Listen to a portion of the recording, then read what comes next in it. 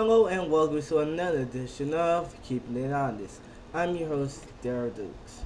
Now, if you've been paying attention to what's been going on in the news lately, you probably have realized that Florida is once again in the news because of voter rolls. That's right, after defiantly not listening to the Department of Justice, Florida's Governor Rick Scott is suing, that's right, S-U-E-I-N-G, the federal government because apparently Rick Scott don't want people who are not native born citizens or seems to not care about politics vote here in the great state of Florida.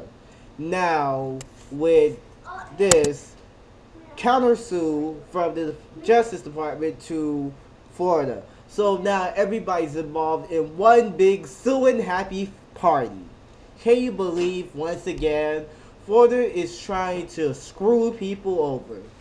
Now, if you're a youngin' like me, you probably have never heard of what happened in the 2000 election. Don't worry, let me explain to you this way. In the 2000 election, it was Al Gore and son of George H.W. Bush, George W. Bush. So now, after the night went on, all the major networks voted for Al Gore to win the presidency. But apparently, Fox News called George W. Bush the winner. So this was an oh snap moment for everybody else who, again, it's not like Fox News, had to chase around.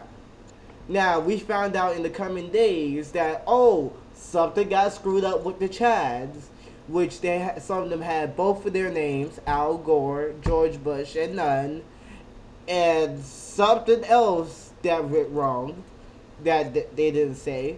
So we had to have the Supreme Court vote to see who will be the President of the United States. Simple as that.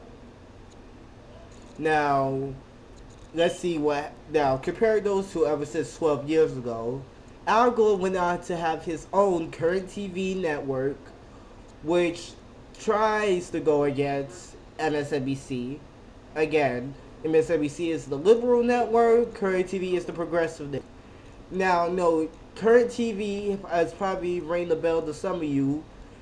That was the network that Keith Olbermann was on before he got ceremoniously fired and kicked out, which led to current TV and Keith Olbermann in a nasty lawsuit over breach of contract. You know how those things go if you ever had your contract breach.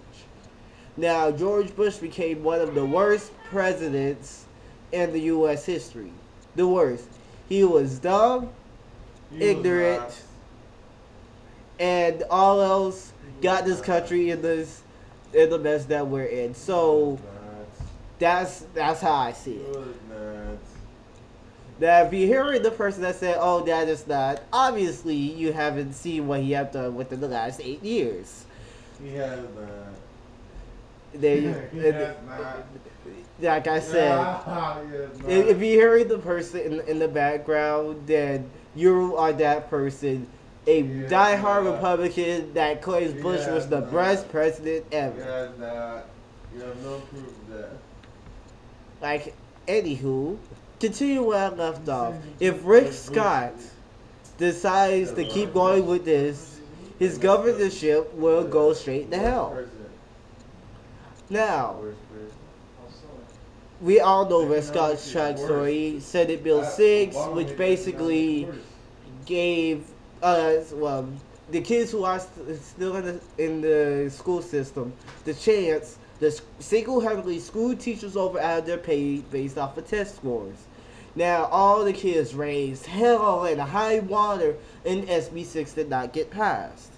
This is the second biggest mistake Rick Scott could have done. Again, SB 6 was the first one.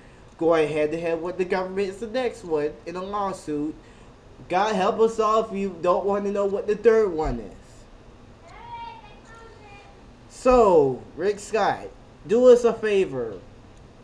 Don't do something that you're going to regret later. For this edition of Keeping It Honest, I'm Daryl Dukes. Have a nice day, everybody.